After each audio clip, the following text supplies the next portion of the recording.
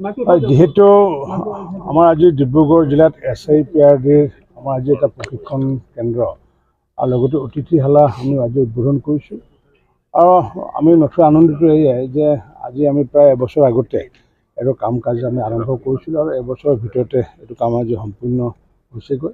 ইয়াত মূলগতভাৱে যিসমূহ আমাৰ PRI অৰ্থাৎ পঞ্চায়তৰ যিসমূহ জনপ্ৰতিনিধি বা আমাৰ পঞ্চায়ত গ্ৰামোন্নয়ন বিভাগৰ যিহেতু প্ৰতিমাহে আমাৰ বিভিন্ন প্ৰশিক্ষণ হৈ থাকে আৰু সেই প্ৰশিক্ষণৰ কাৰণে প্ৰশিক্ষণ কেন্দ্ৰৰ লগতে তেওঁলোকে আহিলে যাতে তেওঁলোকে থাকি প্ৰশিক্ষণ ল'ব পাৰে তাৰ কাৰণে আমি প্ৰশিক্ষণ কেন্দ্ৰ 4 মহিলা আৰু 2 মহিলা আমি অতিথি গৃহ আজি আনুষ্ঠানিকভাৱে উদ্বোধন কৰিছোঁ।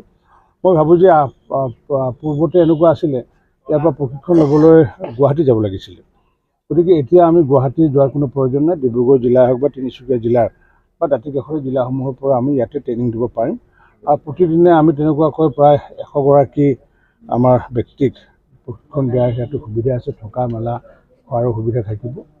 গতিকে এইটো ডিব্ৰুগড় জিলাৰ যিটো অভাৱ আছিলে এই অভাৱটো আজি আমি পূৰণ কৰিছোঁ।